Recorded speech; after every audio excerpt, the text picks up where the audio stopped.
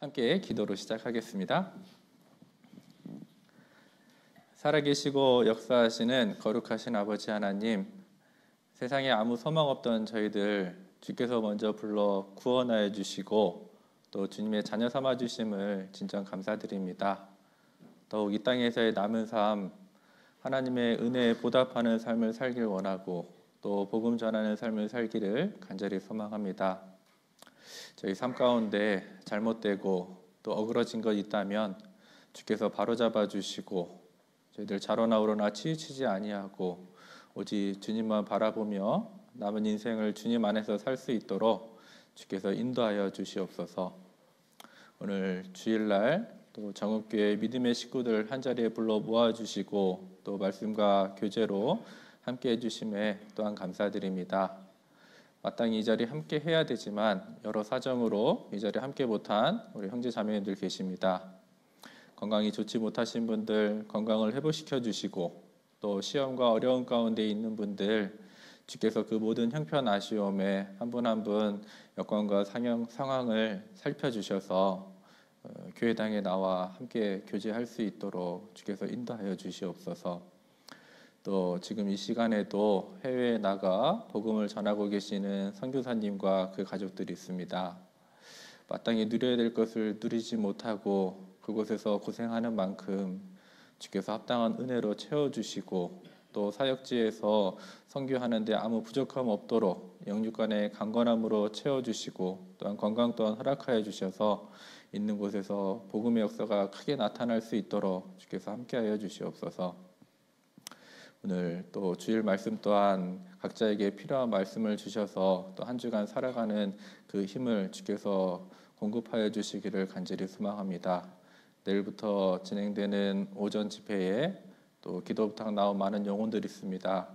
한 분 한 분 기억하여 주시고 그분들의 마음을 열어 발걸음을 이 교회당으로 옮겨 주셔서 그 마음판에 말씀이 새겨지고 구원의 역사가 크게 나타날 수 있도록 주께서 함께하여 주시옵소서. 오늘의 모든 시정을 주께 의지합니다. 저희들을 사랑하시는 고마우신 예수님 이름으로 감사하며 기도드렸습니다. 아멘. 시작하는 말씀 요한계시록 21장 1절입니다.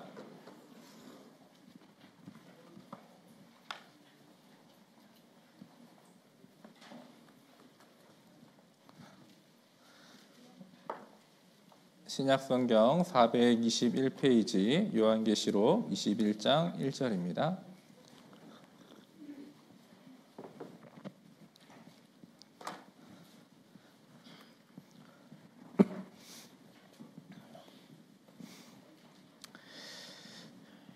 요한계시록 21장 1절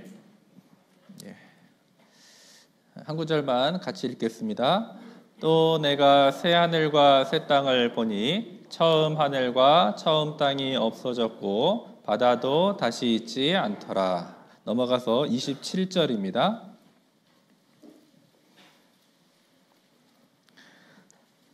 네, 27절도 같이 읽겠습니다. 무엇이든지 속된 것이나 가증한 일 또는 거짓말하는 자는 결코 그리로 들어오지 못하되 오직 어린 양의 생명책에 기록된 자들 뿐이라. 다시 한번 인사드리겠습니다. 안녕하십니까? 간단하게 제 소개하고 오늘 말씀 함께 묵상하도록 하겠습니다. 저는 98년 2월 14일에 구원받은 이재훈 형제입니다. 익산에서 구원을 받았고요. 주로 서울중앙교회에서 오랫동안 신앙생활을 하다가 18년도에 전주로 전도인 발령이 나서요. 서도석 담임 목사님과 함께 지금 7년째 전주에서 신앙생활을 하고 있습니다. 담임 목사님과 이렇게 한 7년 정도 이렇게 신앙생활을 하고 있는데요. 전주 와서 정말 많은 것들을 배우고 또 신앙적으로도 우리 전도인들도 계속해서 성장해 나가는 것 같습니다. 특히 저희 담임 목사님이 서도석 목사님이신데요. 이렇게 워낙 바쁘셔가지고 교제할 일이 많지 않은데 중간에 이제 코로나라는 그런 이제 시기가 있었고 담임 목사님도 모든 그런 전도 집회라든지 외부 일정이 취소가 되면서 또 전도인들하고 많이 교제할 시간들이 있었습니다. 그전에는 워낙 바쁘셔가지고 형제 자매님들도 우리 담임 목사님인데 담임 목사님 같이 안 타고 1년에 반 이상이 안 계시거든요. 그런데 이제 코로나가 터지면서 또 같이 함께 할 수 있어서 그런 감사한 시간도 있었던 것 같습니다. 지금은 다시 또 많이 바빠지셔서 그렇게 교제할 수는 없지만 또 하나님께서 복음을 전할 수 있는 마지막 또 기회를 주셨다라고 생각을 하게 되고 더 복음 전하는데 우리가 열심을 내야 되겠다라는 생각을 하게 되는 것 같습니다. 오늘 여기 요한계시록 21장을 함께 읽었는데요. 인간 역사의 어떤 그 끝난 이후의 마지막 모습을 앞에 보여주고 있습니다. 또 내가 새 하늘과 새 땅을 보니, 지금 요한이 새 하늘과 새 땅을 바라보고 있습니다.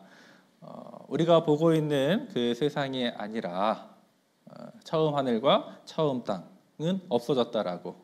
마태복음 24장 35절에도 천지는 없어지겠으나 내 말은 없어지지 아니하리라. 천지는 없어지겠으나 우리가 눈으로 보고 있는 세상은 반드시 없어질 세상이다. 그리고 전혀 다른 세상을 준비했다라고 성경이 기록하고 있죠. 바로 새 하늘과 새 땅. 그리고 바다도 다시 있지 않더라. 자, 이 바다는 인류가 생존하는 데 있어서 꼭 필요한 거라고 이야기합니다. 많은 역할을 하는데 그 중에 가장 큰 역할이 자정작용이라고 합니다.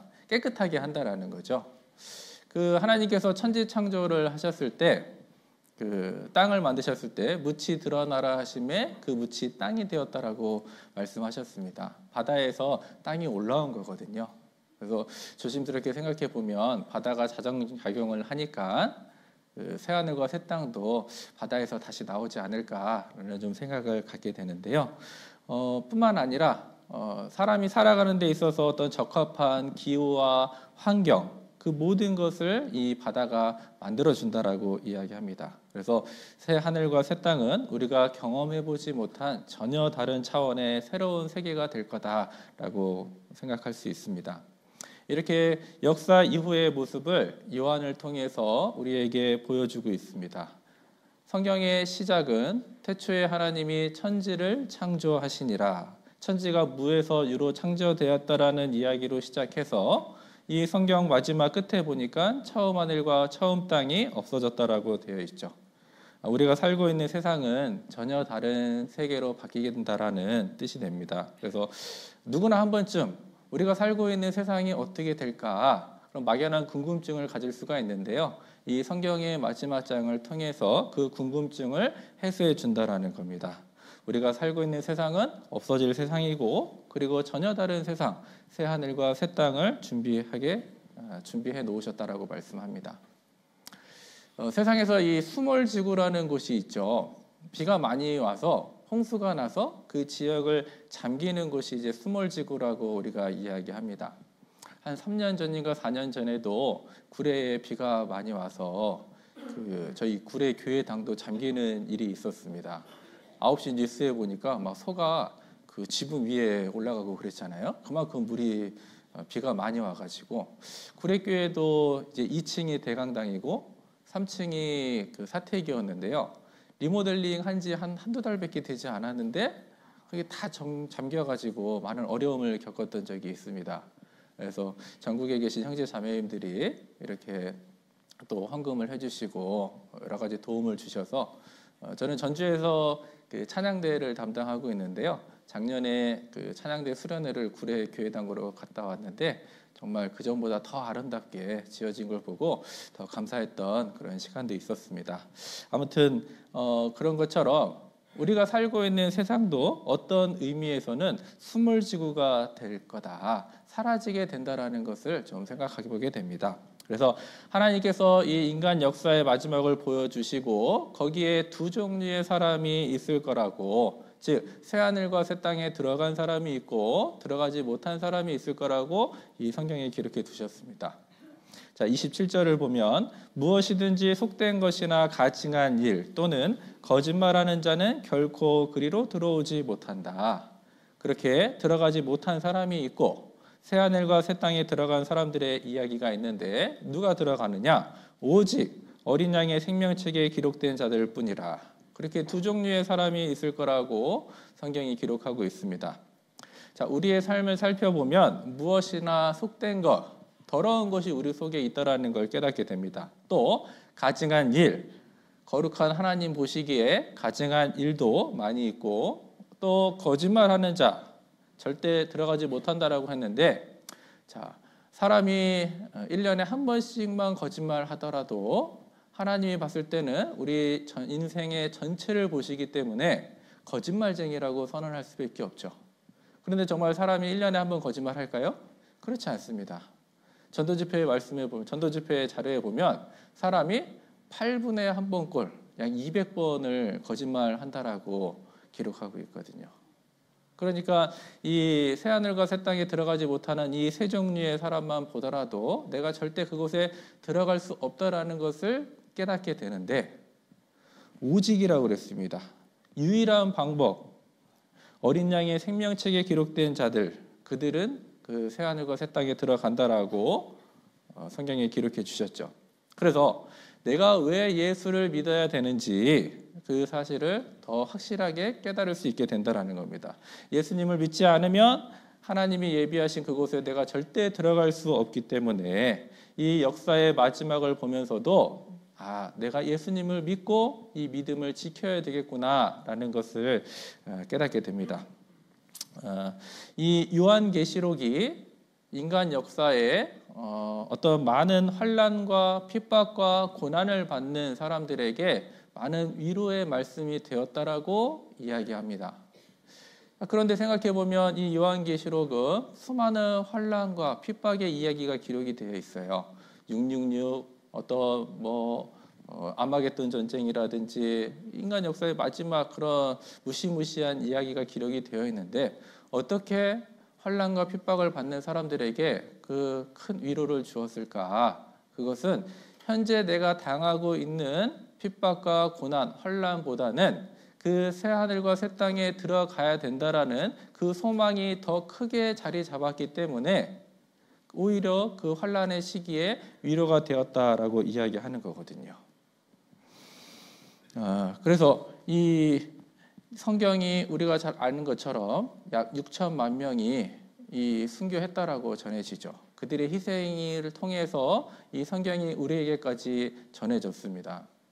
그들이 어떻게 그 죽음 앞에서 당당하게 죽음을 맞이했을까? 어떤 분은 십자가에 거꾸로 못 박혀 죽기도 하고요, 화형을 당하기도 하고 사지가 찍혀서 죽임을 당하기도 했습니다. 그러나 그 죽음은 잠시라는 거, 하나님이 예비해 놓은 그 새하늘과 새 땅에 들어간다라는 그 확실한 소망이 있었기 때문에 그 모든 어려움을 견뎌낼 수 있었고, 그것을 통해서 이 성경이 우리에게까지 전해졌다라는 거죠. 그래서 그것은 오직 어린 양의 생명책에 기록된 자들만 들어가니까 나 또한 그 믿음을 지켜야 되겠구나라는 것을 깨닫게 됩니다.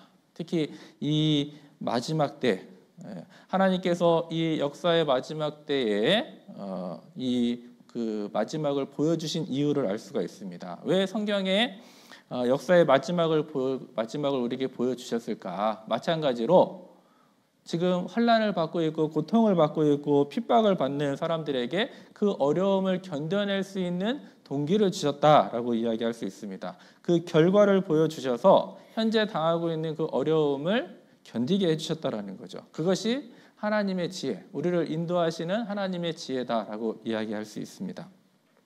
특히 우리 시대를 마지막 때라고 이야기하고 있기 때문에 세상 사람들은 시간이 지나면 계속해서 좋은 날이 올 거라고, 좋은 세상이 올 거라고 이야기합니다. 그러나 우리는 성경을 통해서 그 마지막 때의 모습을 지금 보고 있거든요. 더 환난이 있을 거고, 더 무정해지고, 악한 사람들은 더 악해지는 세상에 살고 있습니다. 신앙생활, 그 믿음을 지키고 사는 것이 참 어렵다라는 것을 깨닫게 되죠. 그 가운데에서도 우리가 그 결과를 보기 때문에 그 결과를 붙잡고 현재의 어려움을 당해낼 수 있다는 겁니다. 사실 생각해 보면 현재 우리 삶에 이 신앙이 도움되는 것보다는 신앙 때문에 받는 불편함이나 번거로움, 수고, 희생이 더 많을 수 있어요. 고린도전서 15장 19절을 한번 찾아보겠습니다.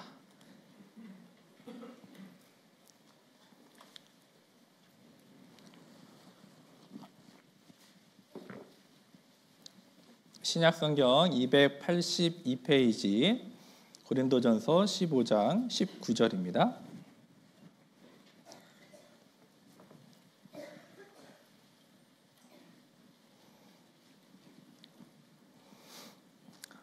(15장 19절) 같이 읽겠습니다. 만일 그리스도 안에서 우리의 바라는 것이 다만 이생뿐이면 모든 사람 가운데 우리가 더욱 불쌍한 자리라.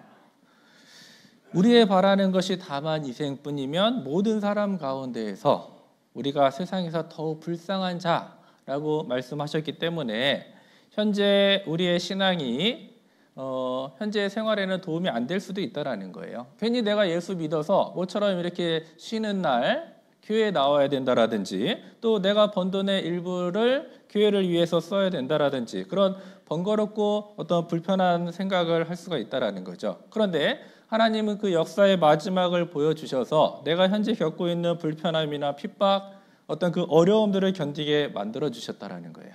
그것이 우리를 인도하시는 하나님의 섭리고 방법이라고 이야기할 수 있습니다.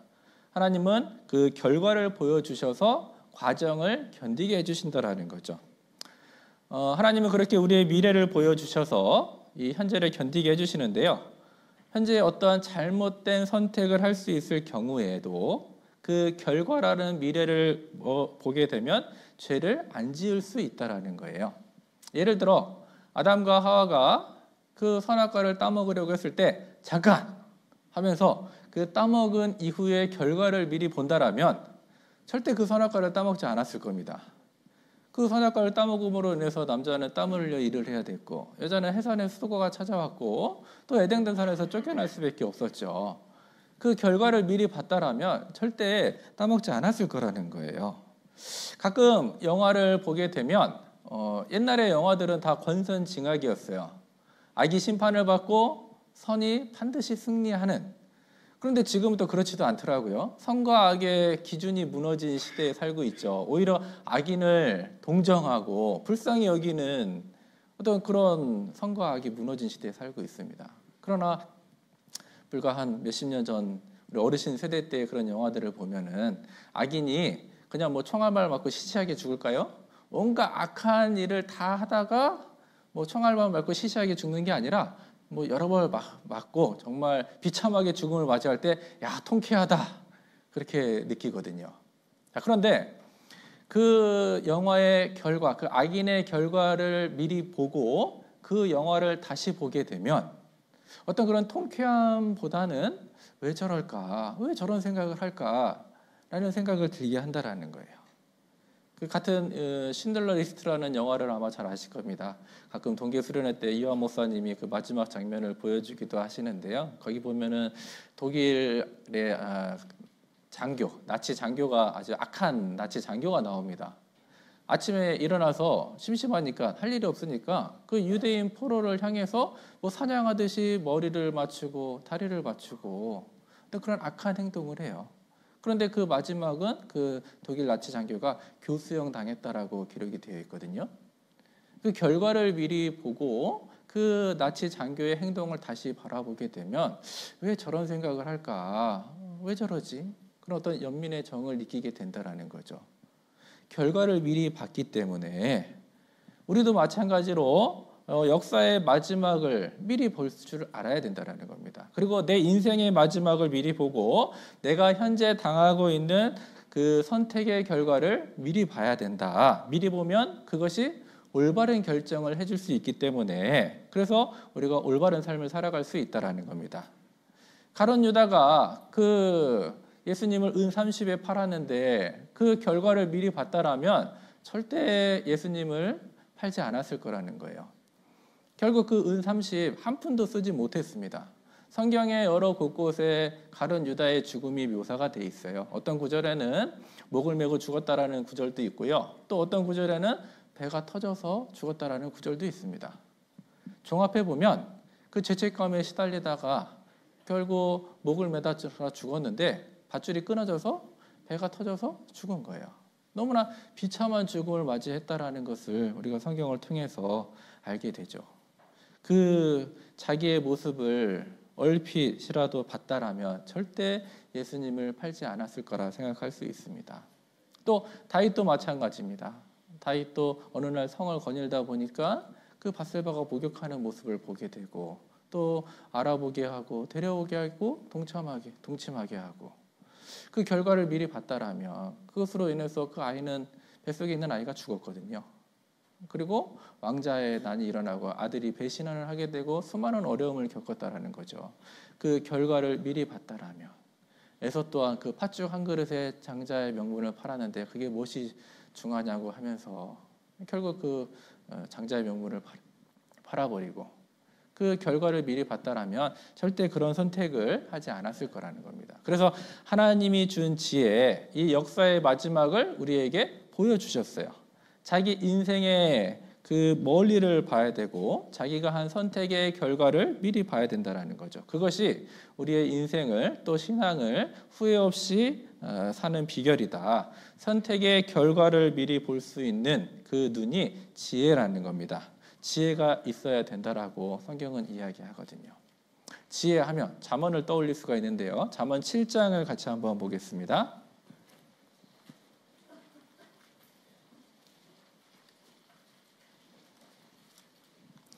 잠언 7장 6절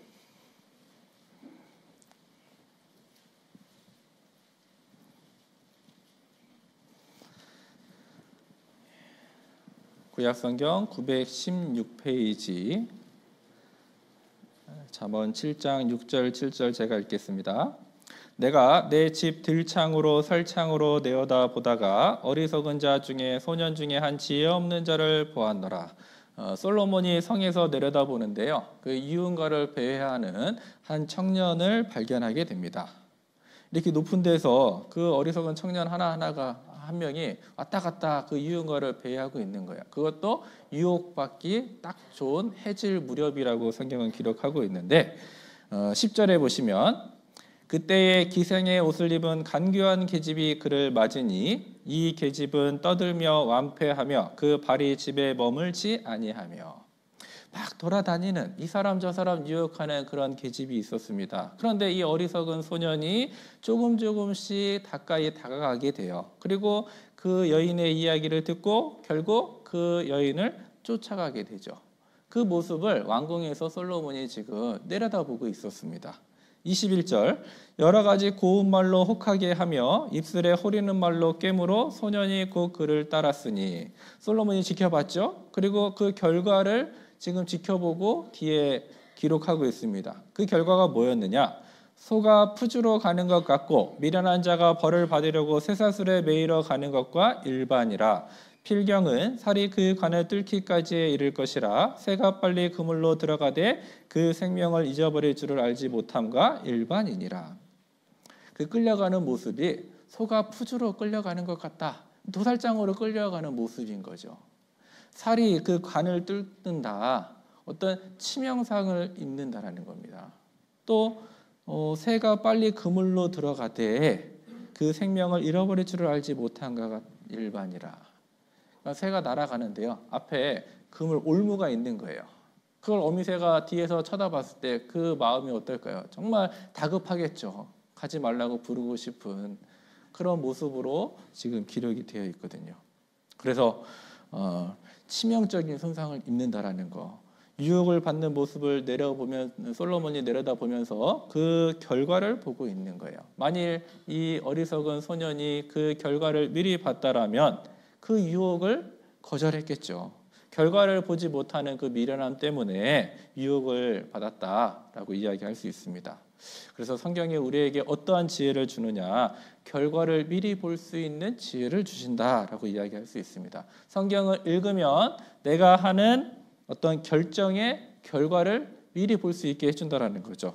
역사의 결과를 미리 보게 해주고 내가 어떤 선택하는 그 선택의 결과를 미리 보게 해주고 그것이 하나님이 우리를 인도하시는 방법이라는 겁니다. 나는 땅에 있기 때문에 당장 앞에 있는 것만 바라보게 돼요. 예를 들어 요새 많은 영상을 찍다 보면 이 땅에서 찍는 영상과 드론을 띄워서 찍는 영상은 많이 다르죠.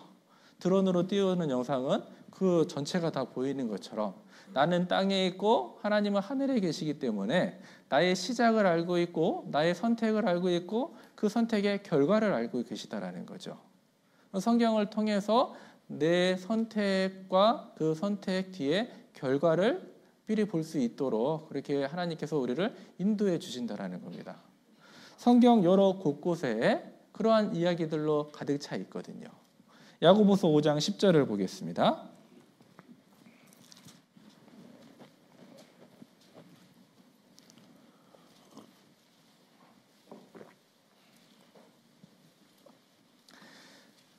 신약성경 376페이지 야고보서 5장 10절입니다.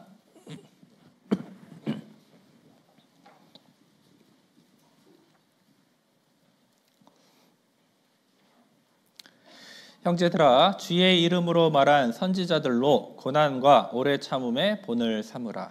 이 성경에는 선지자들의 이야기가 많이 기록이 되어 있는데 그들의 이야기를 통해서 너 자신의 고난과 오래 참음의 본을 삼으라. 그렇게 말씀하시면서 11절 같이 읽겠습니다. 보라 인내하는 자를 우리가 복되다 하나니 너희가 욥의 인내를 들었고 주께서 주신 결말을 보았거니와 주는 가장 자비하시고 긍휼히 여기는 자신이라. 성경을 읽으면 욥의 인내를 볼 수 있고 주께서 주신 결말을 볼 수 있다라는 겁니다. 또 성경을 읽으면 어떤 사람의 그 범죄를 볼 수 있고 그 범죄의 결과를 볼 수 있죠. 성경이 온통 그러한 이야기들로 이루어져 있다라는 겁니다. 마찬가지로 현재 내가 겪고 있는 일의 결과를 볼 수 있게 만들어줘서 현재 어떤 선택을 해야 될 때 올바른 선택을 할 수 있도록 도와준다라는 겁니다. 주께서 주신 결말을 보았거니와 그 말씀처럼 내가 하는 선택의 결과를 이 성경 말씀을 통해서 미리 보고 사는 것이 올바른 선택을 하게 해준다라는 거죠. 어떠한 선택을 하든지 간에 우리는 그 결과를 미리 봐야 되는데 이러한 말씀들이 우리 삶 가운데 굉장히 도움이 많이 됩니다. 왜냐하면 우리 삶은 항상 선택의 연속이거든요. 어떠한 선택을 해야 될까? 그래서 어떠한 선택을 할 때에도 조금만 더 생각해 보고 그 뒤에 시간 그 결과를 보면 내가 어떠한 선택을 해야 될지가 보인다라는 거예요. 그런데 어리석으면 현재 내가 좋아하는 일에 몰두하게 되고 육신적인 선택으로 인해서 잘못된 선택을 할 수도 있다라는 거죠. 어떠한 의미에서 믿음이 있다라는 뜻이 무슨 뜻일까? 현재의 어려움을 견뎌낼 수 있을 만큼의 결과에 대한 믿음이 있는 거예요. 하나님이 나에게 보여주신 내 인생의 마지막, 그 역사의 마지막, 그것을 믿는 믿음이 있다라는 거. 그러니까 믿음이란 또 다른 말로 참아내는 게 믿음이다. 만일 현재의 어려움을 참아내지 못한다라면 믿음이 없다라는 뜻이고 진실하지 못하다라는 뜻이 되거든요. 우리 삶 가운데도 수많은 어려움이 있습니다. 하나님은 형통과 공고한 날을 병행하게 하셨다라고 말씀하고 있어요. 어려운 일이 있죠. 그럼에도 불구하고 어떤 분의 입에서는 그 상황이 감사하다라고 이야기하잖아요. 집안이 어떤 남편분이 사업을 했는데 사업이 부도가 났습니다. 근데 그 사업을 자매님의 이름으로 한 거예요. 본인은 이제 신용불량자니까 본인의 이름으로 할 수는 없고 자매님 이름으로 사업을 시작했는데 부도가 나고 빨간 딱지가 붙고 그런 어려운 상황에 대해서 또 자매님 이름으로 되어 있으니까 경찰서를 자매님이 왔다 갔다 하더라고요. 그런데 그분의 입에서 나오는 간증은 이 상황 자체가 감사하다고, 그 남편의 강팍한 마음을 하나님께서 낮춰주시고 한 말씀 앞으로 나갈 수 있는 기회를 주셨다라고 생각한다라고 해석하는 거에 따라서 어려움은 있지만 그 마음은 평안할 수 있다라는 거죠. 정말 올바른 믿음을 갖고 있다라면 현재의 어려움을 견뎌내게 돼 있다라는 거예요. 그래서 이 믿음이라는 추상적인 단어를 구체적으로 표현하면 참고 견디는 것, 결과를 사실로 받아들였기 때문에 현재의 어려움을 견뎌낼 수 있다라는 겁니다. 그래서 주의 이름으로 말한 선지자들로 오래 참음과 고난과 오래 참음의 본을 삼으라 그렇게 이야기했습니다. 욥의 인내라고 이야기했는데 욥의 인생에 있어서 배울 게 있다라면 바로 인내라는 거예요. 우리는 너무나도 잘 알고 있습니다. 욥이 한순간에 자기의 전 재산이 다 날아갔죠. 10 아들이 한꺼번에 다 죽임을 당하게 되고 자기 몸에는 악창이 생겼어요. 그 욥의 아내는 하나님을 욕하고 죽으라라고까지 표현을 했거든요. 그런데 끝까지 믿음을 지켰다라는 겁니다. 주신 자도 하나님이시오, 취하시는 자도 하나님이시오니 하나님은 홀로 영광 받으시옵소서. 그런 순간에서도 하나님께 찬양을 드릴 수 있다라는 거. 그 욥의 인내, 그 시기를 잘 견뎌내서 하나님이 주신 결과를 봤다라는 거죠. 그 욥의 마지막 간증이 그 42장에 나오는데요. 내가 주께 대하여 귀로 듣기만 하였었다오니 이제는 눈으로 주를 배움나이다. 그렇게 간증했거든요. 말씀으로만 들었는데 그 말씀으로 들은 하나님을 직접 산 가운데 체험했기 때문에 내가 눈으로 봤다라고 그런 간증을 하고 있습니다. 욥의 간증으로만 끝나면 안 되잖아요. 우리의 간증도 그러한 간증이 돼야 되겠죠. 정말 많은 말씀을 듣는데도 불구하고 오늘 말씀 너무 좋았어, 너무 은혜로웠어, 너무 감사하다. 거기서 끝나면은 아무런 말씀과 나하고 상관이 없는 거잖아요. 정말 한 말씀일지라도 삶 가운데 적용을 했을 때 그 체험하신 하나님이 내 입으로 간증이 나올 때 그것이 진정한 하나님을 경험하는 것이고 체험하는 거고 그 말씀이 살아서 역사하는 거라는 겁니다. 마찬가지로 우리 또한 우리 삶 가운데 욥과 같은 그런 간증이 항상 내 입에서 나와야 된다는 것을 생각해 보게 됩니다. 그래서 이 앞에 믿음의 표현 그 7절에 보시면요. 야고보서 5장 7절에 보면 믿음의 또 다른 표현인 인내, 참는다라는 말이 계속해서 반복이 됩니다. 7절입니다. 그러므로 형제들아 주의 강림하시기까지 길이 참으라. 보라 농부가 땅에서 나는 귀한 열매를 바라고 길이 참아 이른 비와 늦은 비를 기다리라니 너희도 길이 참고 마음을 굳게 하라. 주의 강림이 가까우니라. 지금 길이 참는다라는 말씀을 3번을 지금 반복했거든요. 실제로 올바른 믿음을 갖고 있는 사람은 그 현재의 삶의 어려움을 견뎌낸다라는 겁니다. 그래서 주께서 주신 결말을 우리도 미리 보고 올바른 선택을 해야 된다라는 거죠. 주의 강림이 가까우니라. 우리가 정말 그 가까운 시대에 살고 있거든요. 하나님은 오래 참고 계시지만 끝까지 참지 않는다라는 거. 그 노아의 홍수 사건을 통해서도 이스라엘 역사를 통해서도 우리가 너무나 잘 알고 있고 우리가 마지막 때라는 것을 더 기억한다라면 더 오래 참고 인내해야 된다라는 것을 우리에게 깨달음을 주고 있죠. 우리의 믿음의 조상 하면은 아브라함을 이야기하는데요. 아브라함도 마찬가지였어요. 창세기 15장 5절을 보겠습니다.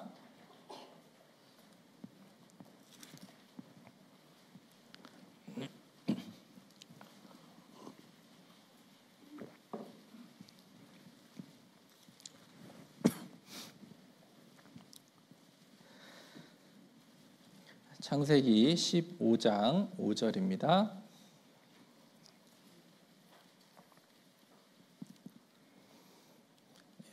5절 한 구절 제가 읽겠습니다. 그를 이끌고 밖으로 나가 가라사대 하늘을 우러러 물별을 셀 수 있나 보라.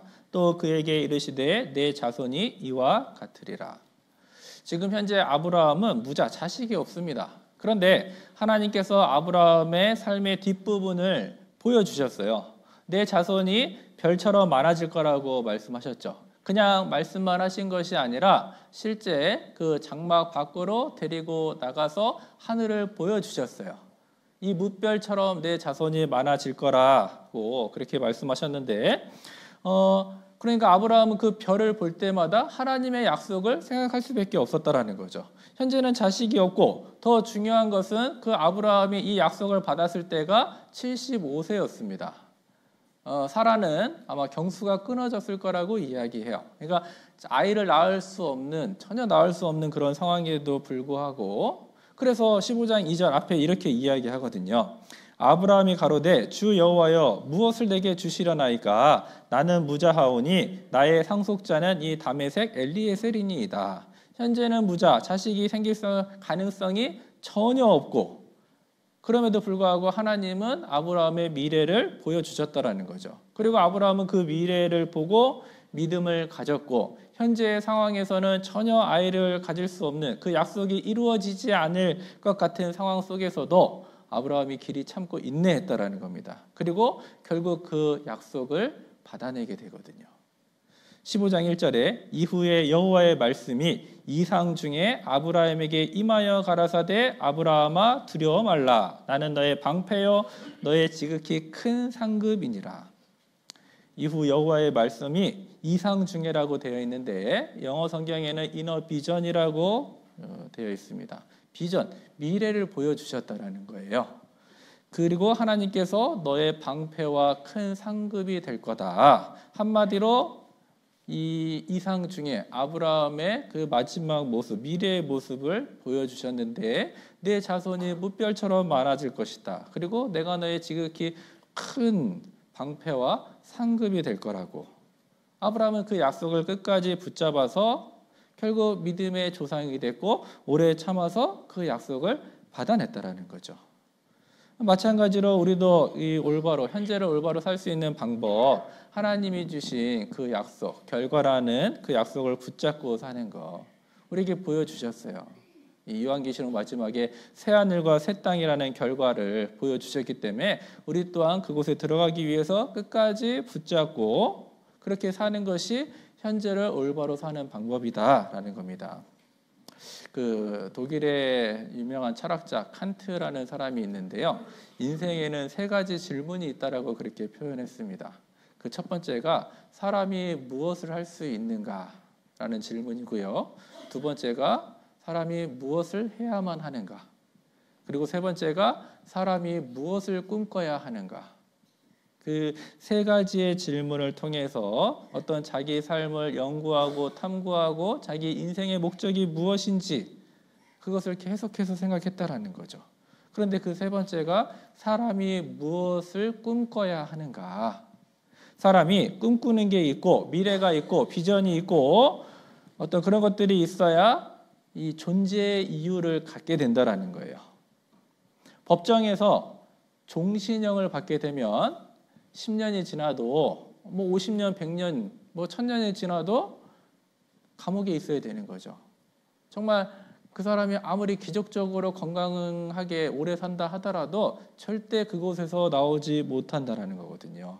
그래서 미국 같은 경우에는 그 사형제도가 폐지가 됐어요. 형량을 때릴 때 보면은 막 1, 20년 안 때리잖아요. 500년, 1000년 막 이렇게 때립니다. 그것은 결코 너는 거기서 못 나온다라는 그런 뜻이거든요. 소망을 딱 끊어버린다라는 거예요. 같은 사람의 어떤 존재의 목적 자체가 무엇을 희망하고 꿈꾸는 게 있어야지 그런 삶의 의미를 갖게 되고 또 살 수 있다라는 뜻으로 이 칸트도 그렇게 이야기했다라는 거예요.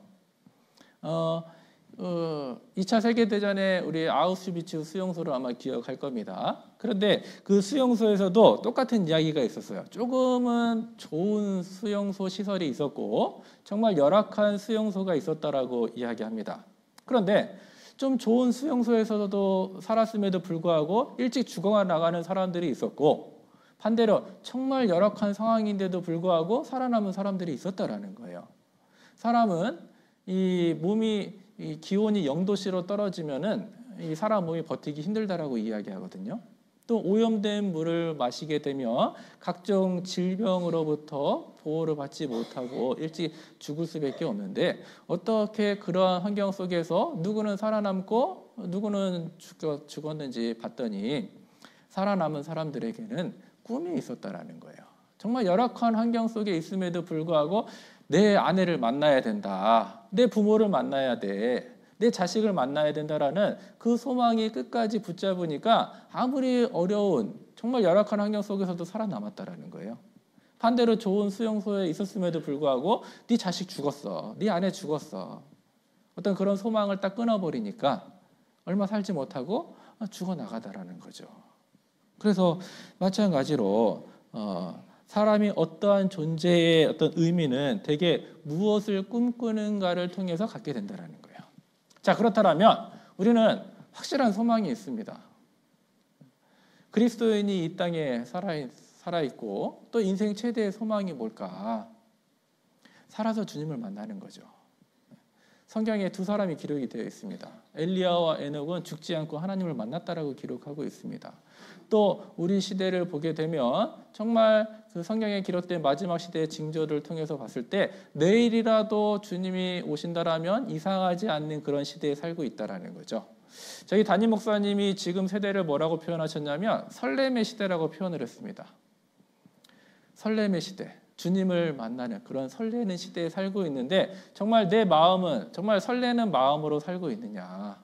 재림하시는 예수님을 기쁜 마음으로 설레는 마음으로 맞이할 수 있는 그런 마음을 갖고 있는지 아니면 세상과 타협해서 그냥 그저 그렇게 살고 있진 않은지 내 자신을 한번 돌아보게 된다는 거죠. 하나님은 우리에게 확실한 비전을 주셨어요. 이 요한계시록 21장을 통해서 새하늘과 새 땅이라는 역사의 마지막을 분명하게 보여주셨거든요. 그리고 내 인생의 마지막도 보여주셨다라는 거죠. 그래서 우리로 하여금 어떤 비전을 갖게 하고 또 현재의 어려움을 견뎌내고 또 현재의 어떤 유혹을 받는다 하더라도 그것을 피할 수 있도록 올바른 결정을 할 수 있도록 도와준다라는 거예요. 세상 사람들은 나이가 이제 100세 인생이라고도 하고 그래서 노후 준비를 많이 한다라고 이야기합니다. 그리스도인이 노후 준비는 돼 있지 않아도 사후 준비는 확실하게 되어 있다라고 이야기하잖아요. 그렇죠? 정말 그 소망을 갖고 있기 때문에 하나님의 약속을 나의 비전과 미래로 삼고 또 자기 삶의 목표를 갖는 것 그것이 진정한 그리스도인이다 그렇게 이야기할 수 있습니다. 진실한 크리스천은 하나님의 약속을 붙잡고 살기 때문에 길이 찾는다라는 거예요. 현재의 어려움을 견뎌내고 올바른 선택을 할 수 있다라는 거죠. 자, 그런데 마귀도 우리에게 어떤 비전을 심어준다라는 거예요. 부자가 되는 비전을 심어주기도 하고 후기 영화를 누릴 수 있는 그런 비전을 우리에게 계속해서 보여준다라는 거죠. 그런데 하나님은 이 역사의 마지막을 우리에게 보여주셔서 또 우리를 인도하시는 것처럼 마귀 나름대로 계속해서 우리의 신앙생활을 방해하고 자꾸 넘어지게끔 하는 그런 비전을 주는 것들이 있습니다. 시편입니다. 시편 101장 3절.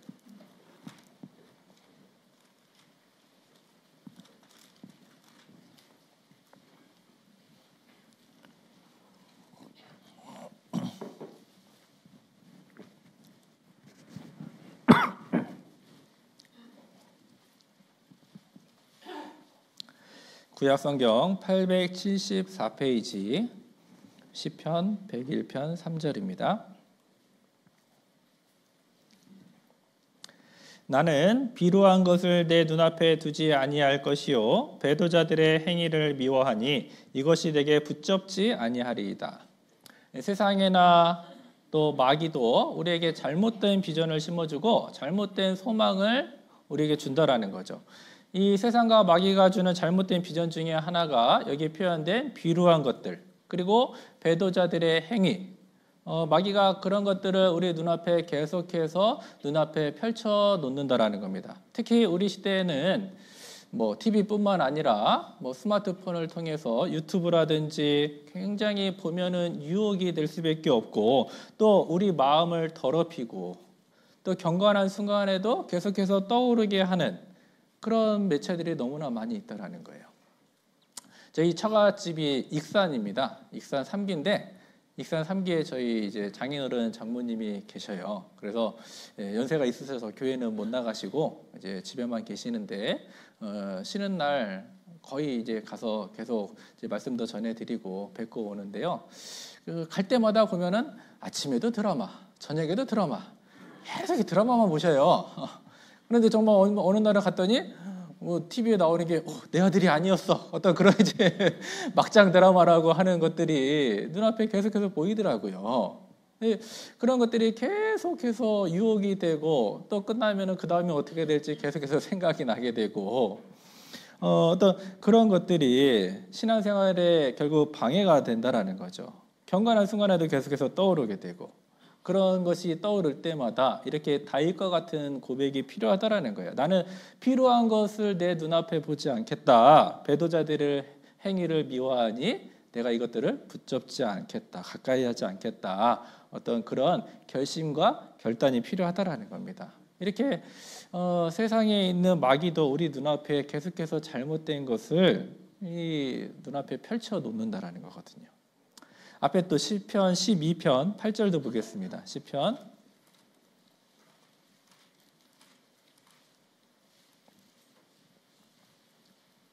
12편 8절.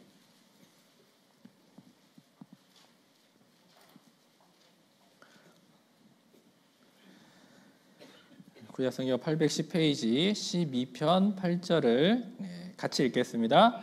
비루함이 인생 중에 높아지는 때에 악인이 처처에 횡행하는도다. 비루함이 인생 중에 높아지는 때라고 했는데 이 비루함이 뭘까? 영적으로는 가치 없고 의미 없고 천한 것인데 사람들 눈에 보기에는 점점 좋아 보이고 그런 것들이 비루함이 인생 중에 높아지는 때다, 그렇게 이야기할 수 있습니다. 옛날에 어르신들이 이제 어린 소녀들한테 너 커서 뭐 될래? 저한테도 물어보면은요 다 대통령이었어요. 뭐 장군이요, 의사요, 판사요. 그랬는데 요즘 세대는 안 그렇죠. 너 커서 뭐 될래? 그럼 뭐라 그래요? 아이돌이요, 뭐 유튜버요, 프로게이머요. 그렇게 이야기한다라는 겁니다. 정말 비루함이 인생 중에 높아지는 때라는 말이 딱 맞다라는 거예요. 가치 없고 의미 없고 천한데 사상 사람들 보기에는 그게 좋아 보인다라는 거죠. 이 마음의 중심이 어디가 있냐라는 거예요. 세상과 우리가 속해서 살고 있지만 하나님은 구별돼서 살으라고 이야기했는데 이 세상 것이 자꾸 들어오니까 그런 영적으로는 가치 없고 의미 없고 천한데 그 유명한 사람들의 마지막을 보게 되면 너무나 비참하잖아요. 뭐 고 신성일 씨도 마찬가지로 말년의 폐암으로 수많은 어려움을 겪고 죽음을 맞이했습니다. 또 최진실 씨를 아마 기억하실 거예요. 수많은 루머에 연루가 되고 이혼을 하게 되고 결국은 자살로 그 끝을 맺었거든요. 그 세상에서 정말 유명하고 어떤 인기를 얻었던 그런 사람들의 그 마지막의 모습을 보게 되면 너무나 비참한 모습으로 죽음을 당한 거예요. 그 비참한 모습으로 결국 하나님 앞에 설 텐데 그 하나님 앞에는 더욱더 비참한 모습으로 설 거라는 거죠. 이 말씀대로 너무나 이 세상에 있는 것들을 사랑하지 말라라고 이야기했기 때문에 성경에도 그 대표적인 그 롯을 기억하실 겁니다. 아브라함의 조카 롯. 그 아브라함의 곁을 떠나서 살면 안 되는데 눈을 들어 보니까 소돔과 고모라가 너무나 좋아 보였던 거예요. 결국 거기 가서 50명, 40명, 10명도 전도하지 못했죠. 자기 사이들도 전도하지 못하고 하나님이 불로 심판한다라고 하니까 자기 발로 나가지도 못했어요. 천사가 끌어내렸다라고 그랬습니다. 결국 성경에는 부끄러운 구원을 받았다라고 기록하고 있잖아요. 우리 구원받은 그리스도인들도 그럴 수 있다라는 거죠. 내가 하나님의 약속을 붙잡지 않고 세상과 타협해서 살다 어느 순간 주님을 맞이했을 때 구원은 받았으니까 천국에 갈 겁니다. 그러나 그 앞에 정말 부끄러운 구원을 당한다라면 하나님 앞에 얼마나 죄송할까. 그 마지막을 바라보고 붙잡고 살아야 된다라는 것을 생각하게 됩니다. 비루함이 인생 중에 높아지는 때에 가치 없고 천한데 사람들 사이에서는 인기를 얻고 그렇게 지낼 수 있다라는 거, 마귀가 주는 비전을 쫓아서 산 결과다라고 이야기할 수 있습니다. 마귀는 예수님도 유혹했습니다. 천하 만국을 보여주셨습니다. 저라면 다 주겠다. 예수님을 유혹하는 방법이었고 지금 세상 사람들을 유혹하는 방법도 마찬가지고 또 우리 그리스도인을 유혹하는 방법도 똑같은 방법이죠. 다 줄게. 네 영혼만 포기해라. 그러면 다 줄 것과 같은 그런 유혹을 계속해서 한다라는 겁니다. 잘못된 비전을 심어준다라는 거예요. 그래서 하나님이 주시는 비전을 쫓아서 살아야 되는데 잘못하면 이렇게 세상이 주는 유혹과 비전, 비루한 것, 또 세상이 만들어낸 것, 비루함이 인생 중에 높아지는 것, 이런 것들을 추구하다가 멸망할 수도 있다라는 거죠. 로마서 12장 2절입니다.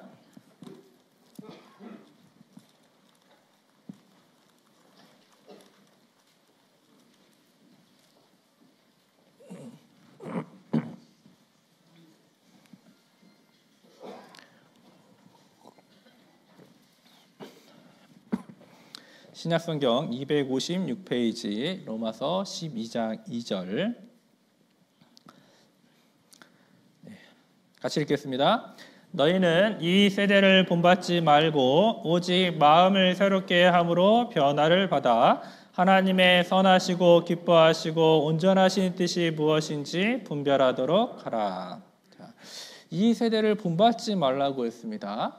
이 세대는 마귀가 주는 비전을 쫓아서 살기 때문에, 그러나 그리스도에는 하나님이 주신 그 결과라는 그 비전을 보고 살아야 된다는 거죠. 또 역사의 마지막을 보고 살고 믿음의 선진들의 그 본을 받아서 그들에게 주신 결말을 보고 교훈을 받고 올바른 선택을 해야 된다라고 말씀하고 있습니다. 이 세대를 본받지 말고 오직 마음을 새롭게 함으로 변화를 받으라고 그랬거든요. 마음을 새롭게 함으로. 그러니까 우리의 신앙이 가만히 있으면 정체가 아니라 태보라는 거예요. 한 해 한 해가 지날수록, 하루하루 지날수록 내 마음이 계속해서 새롭게 돼야 되는데, 그 광야의 이스라엘이 그랬거든요. 애굽에서 종살이하고 있을 때 모세를 통해서 하나님이 건져 주셨습니다. 그리고 홍해를 통과하고 이제 가나안 땅이라는 그런 목적지가 있었음에도 불구하고 그들이 범죄함으로 인해서 40년간을 그 광야에서 소위 뺑뺑이를 돌았거든요. 아무런 변화 없이 그 광야 40년 자체가 징계였거든요. 마찬가지로 우리 삶에 있어서도 내 삶이 변화가 되지 않는다라면 하나님은 계속해서 새롭게 변화돼야 된다. 물론 교회의 일은 1년 매월 같은 일이 반복이 됩니다. 그러다 할지라도 거기에 내 마음을 얼마나 더 드리냐, 그거에 따라서 내가 하나님을 더 만나고 체험하는 건데, 뭐 작년에 이렇게 했으니까 뭐 이렇게 하면 되겠지. 그것이 그 마음을 새롭게 하는 마음을 자꾸 떨어뜨린다라는 거죠. 경험을 못한다라는 거예요. 하나님은 분명히 말씀하셨습니다. 우리 삶이 계속해서 새롭게 변화돼야 된다라고 그렇게 말씀하고 계시거든요. 그래서 아까 이야기한 이 아브라함은 하나님이 주신 약속을 쫓아서 산 사람이거든요. 그래서 믿음의 조상이 됐고 하나님이 그 무별처럼 많아질 거라고 했는데 그것을, 그 소망을, 그 미래를 붙잡아서 그 결과를 봤다라고, 하나님이 주신 그 약속, 하나님이 주신 그 비전을 붙잡아서 오래 참고 그 약속의 성취를 봤다라고 기록하고 있습니다. 이 아브라함이 자손이라고 일컬어지는 우리 모든 그리스도인들이 마찬가지로 그 하나님의 그 아브라함의 영적 자손이기 때문에 우리 또한 마찬가지로 아브라함이 그 붙잡은 소망을 우리 또한 붙잡고 살아가야 된다라는 거죠. 아브라함의 삶을 통해서 우리가 그 약속을 붙들고 하나님이 주신 비전을 보면서 살아야 된다라는 것을 더욱더 생각하게 됩니다. 찬송가 455장 3절에 이런 구절이 있습니다. 내 주와 맺은 언약은 영불변하시니 그 나아가기까지는 늘 보호하시네. 주님을 찬송하면서 할렐루야 할렐루야, 내 앞길 멀고 험해도 나 주님만 따라가리. 내 앞길 멀고 험해도 나 주님만 따라가리. 어떻게 그런 매일의 결심을 할 수 있느냐? 그게 앞 가사에 있거든요. 내 주와 맺은 언약은 영 불변하시니, 하나님이 주신 그 약속을 붙잡고 하나님이 주신 약속을 소망으로 삼는 것, 그게 그리스도인의 삶의 지혜다. 그래서 내 앞길 멀고 험해도 주님을 찬송하며 할렐루야 할렐루야, 나 주님만 따라가리. 매일의 삶 속에 그 고백이, 찬양 가사가 삶의 고백이 되어야 된다는 거죠. 내 앞길 멀고 험해도라고 그랬습니다. 고진 길이 아니거든요. 쉬운 길이 아니라 힘든 길, 고난의 길이라고 그랬습니다. 철로 역정에도 그 크리스천 기독도가 그 좁은 문을 통과를 해서 제 짐을 벗잖아요. 그리고 바로 천국에 들어가는 게 아니잖아요. 좁은 길이 시작이 되죠. 또 어려운 신앙생활이 시작된다는 것을 우리에게 알려주고 있거든요. 그 길은 험하고 어려운 길이지만 내 앞길 멀고 험해도 나 주님만 따라가리. 하나님의 약속을 붙잡고 우리가 끝까지 경주해야 된다는 것을 우리에게 말씀해 주고 있습니다. 결국 약속의 성취, 하나님이 우리에게 약속해 주신 것을 반드시 이루신다라는 것을 우리가 알고 있기 때문에 우리가 그것을 끝까지 붙잡아야 된다라는 것. 히브리서 6장 13절입니다.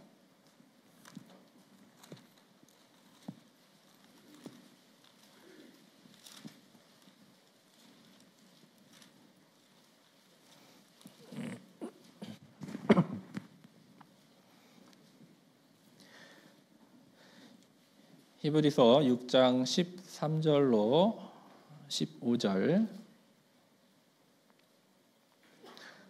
13절부터 제가 읽겠습니다.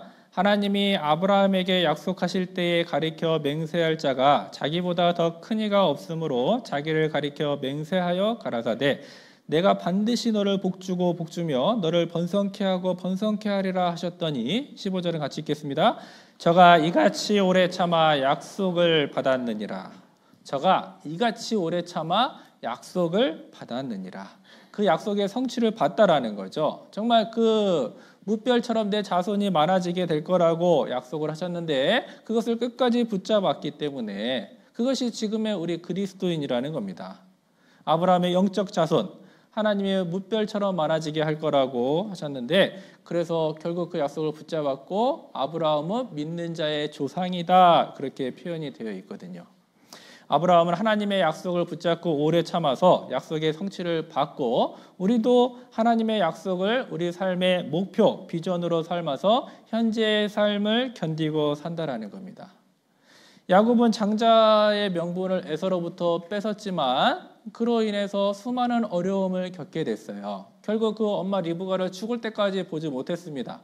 또 삼촌 라반의 집에 가서도 수많은 어려움을 겪게 되죠. 그러나 그럼에도 불구하고 그 장자의 명분이 너무나도 중요하다라는 것을 알았기 때문에 그것을 끝까지 붙잡아서 그 야곱이라는 이름 자체를 하나님께서 이스라엘로 바꿔주셨다라는 겁니다. 그 이름이 이스라엘로 불리게 되는 영광을 얻게 됐다라는 거죠. 그 하나님의 축복이 얼마나 소중한지를 깨달았기 때문에 우리 또한 배웠고 알고 있다라면 우리 또한 끝까지 붙잡아야 된다라는 거죠. 장자의 명분을 얻고 오랜 어려운 과정을 잘 견뎌낼 수 있었다. 믿음의 선지들의 본을 받으라고 그러는데 형통한 길이 아니었다라는 거잖아요. 다 그 믿음을 지키기 위해서 축복을 받기 위해서 고난과 어려움을 이겨냈다라고 성경은 기록하고 있어요. 요셉도 마찬가지였습니다. 꿈꾸는 자 요셉, 꿈을 통해서 그 꿈을 끝까지 붙잡았죠. 별들이 자기한테 절을 하는 꿈을 꾸게 되고 형들이 묶어놓은 곡식단이 자기한테 절하더라. 그로 인해서 시기와 질투를 받을 수밖에 없었습니다. 결국 형들이 애굽으로 팔아버렸어요. 그러나 그럼에도 불구하고 하나님이 주신 그 꿈을 소망을 끝까지 붙잡았기 때문에 가정 총무가 돼서도 열심히 일을 했습니다. 그런데 보디발 아내가 유혹을 했죠. 그 순간 그 유혹을 뿌리칠 수 있는 힘이 뭘까? 결국 하나님이 주신 약속이 있었기 때문에 그 유혹을 뿌리칠 수 있었다라는 거죠. 그럼에도 불구하고 또 감옥에 갈 수밖에 없고 무려 약 한 13년의 기간이 있었고 결국 애굽의 총리가 되기까지 수많은 어려움이 있었지만 끝까지 약속을 붙잡았기 때문에 결국 하나님이 주신 그 결과를 봤다라는 겁니다. 우리도 마찬가지로 하나님의 약속을 내 인생의 비전으로 세우고 붙잡고 현재의 어려움을 견뎌내면 우리의 운명도 그렇게 야곱처럼 요셉처럼 바꿔줄 수 있다는 거죠. 하나님이 반드시 바꿔놓는다라는 그런 믿음이 있어야 됩니다. 바울 사도도 소망이 있었습니다. 부활의 소망을 갖고 있었어요. 내가 그 의인과 악인의 부활이 있으리라 함이라. 그 부활의 소망을 끝까지 붙잡았기 때문에 결국 마지막 디모데후서 죽음을 앞두고 그 바울의 간증, 내가 선한 싸움을 싸우고 나의 달려갈 길을 마치고 믿음을 지켰으니 라고 간증했잖아요. 내가 선한 싸움을 싸우고, 정확한 번역은요, 과거부터 현재까지 싸워왔다라는 뜻입니다. 또 나의 달려갈 길을 마치고 그 길을 과거부터 현재까지 달려왔다. 그리고 믿음을 지켜왔다라는 뜻이거든요. 그러니까 그 소망을 가진 사람, 구원받은 그리스도인도 마찬가지로 싸움이 있습니다. 또 각자 구원받은 사람이 가야 될 길이 있고 믿음을 똑같이 지켜야 된다라는 것을, 어떻게 그렇게 싸워왔고 걸어왔고 그 믿음을 지켜왔느냐, 주의 나타나심을 사모하기 때문에, 재림을 사모하는, 그리고 마지막에 부활될 것을 믿었기 때문에, 그 약속을 붙잡았기 때문에 그 세 가지를 해올 수 있었다라고 말씀하고 있는 거죠. 마찬가지로 우리에게도 하나님이 요구하고 계신 거예요. 요한계시록 1장 9절을 보겠습니다. 요한계시록 1장 9절.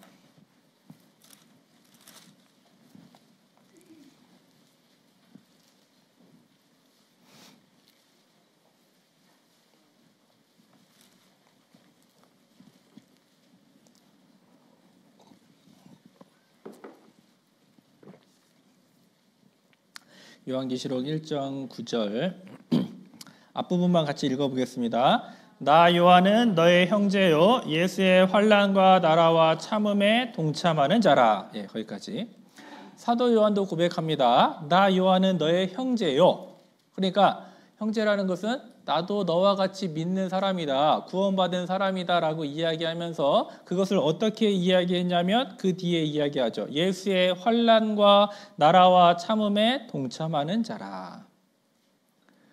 우리는 구원받았기 때문에 값없이 구원을 받아서 죽으면 천국에 갈 겁니다. 그런데 단순히 구원받았다는 의미가 그 나라에만 동참하는 게 아니라는 거죠. 그 앞뒤에 단어가 있잖아요. 예수의 환난과 나라와 동참하는 자, 그것이 그리스도인이라고 말씀하고 있어요. 나라라는 자우의 단어, 환난뿐만 아니라 참음에도 함께 동참하는 자가 형제라고 우리에게 말씀해 주고 있습니다. 사도 요한은 이것을 이야기했을 때 pat모라는 섬에서 계속해서 어려움을, 고난을 받으면서 있었거든요. 마찬가지로 우리도 그러한 과정을 겪어야 된다는 거예요. 많은 분들이 주님이 빨리 오셨으면 좋겠다라고 이야기합니다. 저도 빨리 왔으면 좋겠는데, 그런데 그 빨리 오면 좋겠다라고 하는 이면의 내용을 살펴보면 이 먹고 사는 게 힘들고 지치고 고난 때문에 빨리 오셨으면 좋겠다라고 이야기하는 거예요. 어떤 질병, 가족 간의 갈등, 어떤 고난, 그런 것으로부터 빨리 벗어나고 싶어서 아유, 예수님 빨리 왔으면 좋겠다, 그렇게 이야기한다는 거죠. 그런데 그것이 결코 성경적이지 않다라는 거예요. 성경적인 주님의 재림을 사모하는 삶은 무엇일까? 바울이 이야기한 것처럼 그 싸움을 싸워오는 것이고, 또 각자 가야 될 길을 끝까지 완주해야 되는 것이고, 믿음을 지켜야 되는 것이고, 또 환난에도 동참해야 되고 참음에도 동참해야 된다라고 바울과 요한을 통해서도 우리에게 알려주고 있거든요. 신앙이 많이 병들면 이제 죽어서 만나는 하나님이 되는 거예요. 내가 구원받았기 때문에 뭐 천국에 가겠죠. 그러나 신앙이 온전히 서 있다라면 지금도 나와 함께 하시는 하나님이거든요. 그 하나님이 함께 하신다라는 것을 알지 못하면, 신앙이 병들면 이제 죽어서 만나는 하나님이 될 수밖에 없다라는 겁니다. 우리가 무엇을 붙잡고 살아야 되는지 말씀해 주고 있어요. 주여 내가 무엇을 바라리요? 나의 소망은 주께 있나이다. 나의 소망이라고 그랬습니다. 우리의 소망이 아니에요. 1인칭이거든요. 각자의 소망, 나의 소망을 하나님께 둘 때 그 소망 때문에 현재의 삶을, 고난과 어려움을 이겨내고 올바로 살 수 있게 된다는 거죠. 유혹을 받아도 거절할 수 있는 힘이 생기고 어려움이 있더라도 견딜 수 있게 해주신다는 것. 찬송가 542장에 세상 풍조는 나날이 갈리어도 나는 내 믿음 지키리니.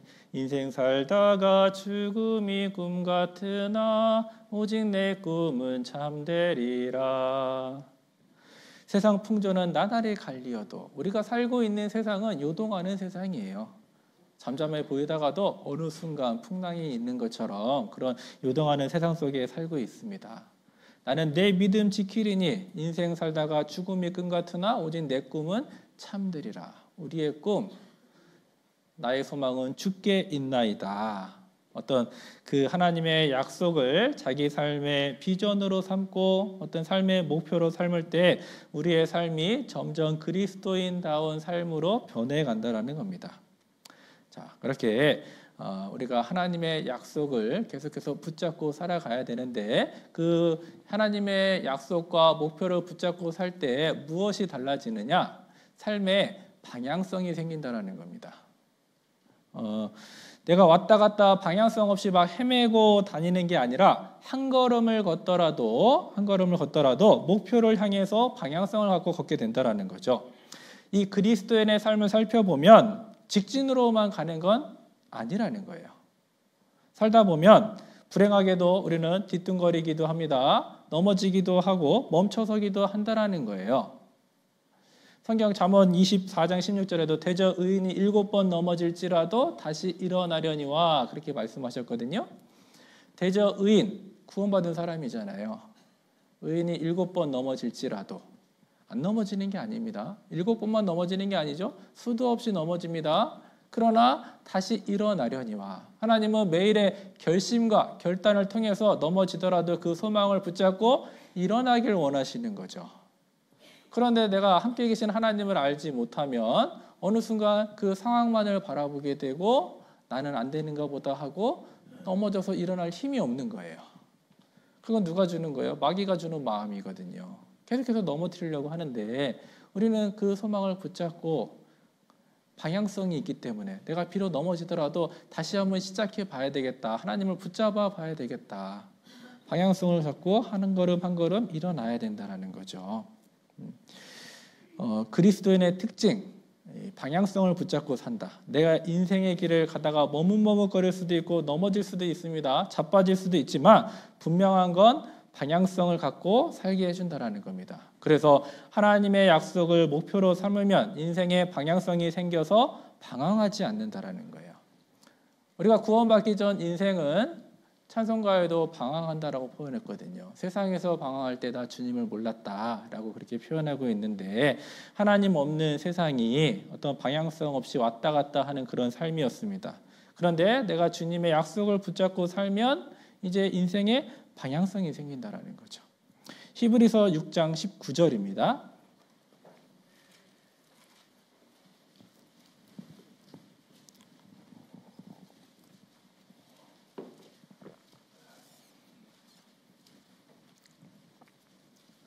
히브리서 6장 19절.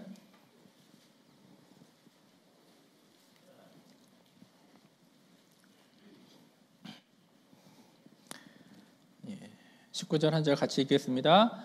우리가 이 소망이 있는 것은 영혼의 닭 같아서 튼튼하고 견고하여 휘장 안에 들어가나니. 소망은 영혼의 닭과 같다라고 이야기합니다. 흔들리지 않게 해주신다라는 거죠. 이 닻이 없는 배는 끝까지 표류할 수밖에 없는데 닻이 없으면 이 물결이 움직이는 대로 움직일 수밖에 없다라는 거예요. 그런데 이 닻이 있기 때문에 그 물결을 거스리고 있을 수 있는 것처럼 소망은 영혼의 닭과 같다라고 했는데 하나님이 주신 그 결과라는 약속을 붙잡으면 우리가 삶의 방향성이 확실히 생겨서 좌로나 우로나 치우치지 않고 올바로 걸어갈 수 있다라는 거죠. 제가 제 자녀들에게도 똑같은 이야기를 한 적이 있는데요. 그 아이들이 지금은 이제 다 많이 컸는데 어렸을 때 아무래도 같은 공간에서 같이 생활을 하기 때문에 저의 그런 모습을 가장 잘 아는 게 우리 자녀들이라고 이야기할 수 있습니다. 어렸을 때 그 같은 분반 아이들이 물어본대요. 야, 너네 아빠는 집에서 TV 봐? 전도인은 집에서도 넥타이 메고 있을 거라고 생각하는데 그렇지 않거든요. 약간 좀 풀어진 모습을 보일 수도 있죠. 그래서 아빠가 성경적으로 너희들에게 완벽한 모습을 보여줄 수는 없단다. 그러나 아빠는 인생의 방향성만은 확실하단다. 아빠가 비록 띠둥거릴 수도 있고 좀 넘어질 수도 있고 그런 어려움이 너희들이 볼 수는 있지만 아빠는 주님께 한 걸음 한 걸음 나아가는 그런 방향성을 갖고 산다라고 그렇게 이야기해 준 적이 있거든요. 물론 그것이 어떤 뭐 변명이 될 수도 있겠지만 우리 삶의 자체를 삶을 살펴보면 우리가 정로로만 가는 것이 아니라 그런 어려움이 있고 넘어짐이 있기 때문에 그런 가운데서도 그리스도인이기 때문에 내가 어떻게 주님을 떠나서 살 수 있겠냐라는 거예요. 한 걸음을 걷더라도 주님께로 한 걸음 한 걸음 더 가까이 가려고 하는 그것이 바로 우리 그리스도인이라는 걸 생각하게 됩니다. 그래서 방향성을 갖고 사는 게 그리스도인이고 하나님의 약속을 붙잡고 살면 인생의 방향성이 생기고 또 현재의 어려움을 견뎌내게 되어 있고 현재의 올바른 선택을 할 수 있다. 그것은 방향성이 있기 때문에 이 현재를 영어로 프레젠트라고 이야기하는데요. 또 다른 뜻이 있어요. 기프트라는 뜻을 가지고 있거든요. 그러니까 선물이라는 뜻을 갖고 있는 겁니다. 현재, 오늘이라는 하루가 하나님이 주신 선물이라는 거죠. 그 유명한 감독 스티븐 스필버그라는 감독이 있는데요. 그 사람은 아침에 일어날 때마다 너무나 마음이 설레인다라고 이야기해요. 잠자기 전에 찍어놨던 영화가 있는데 다음날 이제 그걸 이어서 찍어야 되잖아요. 그런데 그것을 어떻게 찍을까? 이번에는 이렇게 찍어볼까? 저렇게 찍어볼까? 계속 잠자기 전에도 계속 그런 생각만 한다라는 거예요. 그러니까 아침에 일어나면은 너무 설레이고 그 마음이 벅차가지고 밥 먹을 생각도 없다라는 거예요. 한마디로 그 일을 하는 것이 먹고 살기 위해서 하는 것이 아니라 너무나 즐거운 마음으로 그 일을 하니까 그리고 그 하루를 그렇게 시작을 하니까 하물며 우리는 그리스도인이고 하나님이 하루를 선물로 주셨는데 오늘 지난주 암송이 너는 내일 일을 알지 못하는도다. 우리가 하루 앞을 알 수가 없는데 내가 이 자리에 앉아 있는 것도 어떻게 보면 기적인 거죠. 회사에서 급한 일이 있다라고 호출이 오면 갈 수밖에 없고 내가 몸이 아프면은 이 자리에 앉아 있을 수 없잖아요. 그때마다 지켜주셨기 때문에 내가 지금 이 자리에 앉아서 평상과 같이 일상생활을 할 수 있다는 것 자체가 하나님이 주신 선물이기 때문에 그것을 내가 깨닫는다라면 이 그리스도인은 아침에 일어났을 때 정말 감동으로 시작할 수 있고 하루를 마칠 때 감사로 끝낼 수 있다는 거죠. 하나님께서 그 하루를 우리에게 선물해서 주셨다는 것을 우리가 좀 깨닫게 됩니다. 그리고 마지막으로 하나님의 약속을 붙잡았을 때 뭐가 달라지느냐? 이 죄를 짓지 않게 된다는 거예요. 한마디로 인생을 낭비하지 않는 그런 삶을 살 수 있다는 건데 베드로후서 1장 4절입니다.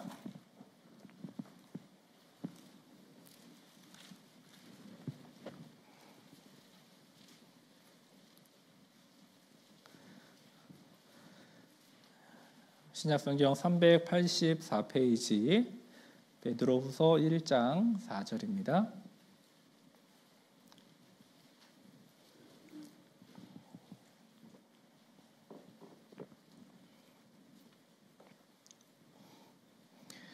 (1장 4절) 한 구절만 같이 읽겠습니다. 이로써 그 배별했고 지극히 큰 약속을 우리에게 주사 이 약속으로 말미암아 너희로 정욕을 인하여 세상에서 썩어질 것을 피하여 신의 성품에 참여하는 자가 되게 하려 하셨으니 정욕을 인하여 세상에서 썩어질 것을 피하게 하는 방법이 뭘까? 바로 약속을 주셨다라는 겁니다. 신의 성품에 참여하도록 하기 위해서 주신 방법이 바로 이 약속을 주신 거죠. 그 약속, 하나님이 우리에게 주신 결과라는 그 약속을 붙잡았을 때 유혹을 견디게 해주고 어려움을 견딜 수 있도록 해주신다라는 거예요. 아까 교도소 이야기를 했는데요. 징역 2000년 그러면 절망이에요. 그냥 되는 대로 살 거라는 겁니다. 그런데 3.1절 특사나 광복절 특사로 풀려나게 됐다. 그러면 그 삶이 완전히 달라지겠죠. 너 교도소에 오래 있었으니까 너 건강이 좀 약해졌으니까 운동 좀 하라고. 아마 열심히 운동할 거예요. 왜? 나간다라는 보장이 있기 때문에. 너의 아버지가 경영 일선의 CEO로 있는데 너 이제 나가면은 그 경영 일선에 참여해야 되니까 경영학 공부 좀 해라. 그러면 정말 열심히 공부한다라는 거죠. 어떤 그런 소망이 있기 때문에, 나간다라는 보장이 있기 때문에, 마찬가지로 하나님이 우리에게 소망을 주셨어요. 그 신의 성품에 참여하게 되고 정욕을 인하여 썩어질 것을 피하게 만들어주는 것, 그것이 하나님이 우리에게 약속을 주셨기 때문이라는 거죠. 그것이 하나님이 우리를 인도하시는 방법이고 섭리다라고 이야기할 수 있습니다. 그래서 이 요한계시록 이 마지막 장에 우리에게 그 인간 역사의 마지막을 보여주신 것은 현재 내가 당하고 있는 어떤 고난과 어려움, 핍박, 그것이 있지만 그럼에도 불구하고 그 약속을 붙잡고 올바로 삶을 살으라는 의미이고, 또 성경에 많은 2930명의 등장인물들이 있습니다. 그 인물들의 삶을 통해서 본을 받고 올바른 선택을 할 수 있게끔 만들어주시는 거죠. 그래서 그 약속을 붙잡고 살 때 우리의 삶의 방향성이 한 걸음 한 걸음 주님께로 더 가까이 갈 수 있게 해준다라는 것, 그럼으로부터 또 죄의 유혹을 멀리 해주고 죄를 버릴 수 있다라고 우리에게 말씀해주고 있어요. 우리에게 얼마만큼의 시간이 주어졌는지 우리는 알 수 없습니다. 그러나 남은 인생도 정말 주님 안에 있을 때 주 예수를 믿으라, 그리하면 너와 내 집이 구원을 얻으리라는 그 약속의 말씀이 우리 가운데 이루어지기 위해서 내가 더 이 안에 있고 더 하나님과 가까이 하는 가운데 그 약속을 붙잡고 살다 보면 분명히 하나님께서 이루어 주신다라는 거죠. 내일부터 시작되는 낮 집회도 마찬가지입니다. 그런 마음으로 내가 정말 하나님의 약속을 붙잡고 산다라면 당장 이번에 구원받지 않더라도 결국 그 일로 인해서 하나님께 더 한 걸음 가까이 갈 수 있는 그 사람의 그 영혼이 더 가까이 갈 수 있는 기회가 되는 겁니다. 그리고 나 또한 하나님을 더 가까이에서 체험할 수 있는 기회가 되는 거기 때문에 그런 마음으로 이번 오전 집회도 참여해 주셨으면 좋겠습니다. 함께 기도하시겠습니다. 하나님 감사합니다. 저희들 이렇게 한자리에 불러 모아주시고 또 필요한 말씀을 주심을 더욱더 감사드립니다. 새하늘과 새 땅이라는 그 약속을 저희들 붙잡고 또 비록 넘어질 때도 있지만 더욱 주님의 소망을 붙들고 남은 삶을 살아갈 수 있기를 간절히 소망합니다. 내일부터 진행되는 오전 집회에 마음을 모아 기도하고 있습니다. 또 이 정읍 지역에 교회를 세워주셨기에 담임 목사님을 중심으로 전 성도가 하나 되는 가운데 이 정읍에 많은 잃어진 영혼이 구원함을 얻을 수 있도록 주께서 함께하여 주시옵소서. 저희들 남은 삶도 또한 하나님과 동행하는 가운데 그 약속을 붙잡고 마지막 주님을 배우는 날에 잘하였다 충성된 종아라는 칭찬을 받을 수 있도록 함께하여 주시옵소서. 오늘 이후의 모든 시간도 주께 의지하오며 저희를 구원하여 주신 예수님의 이름으로 감사하며 기도드렸습니다. 아멘.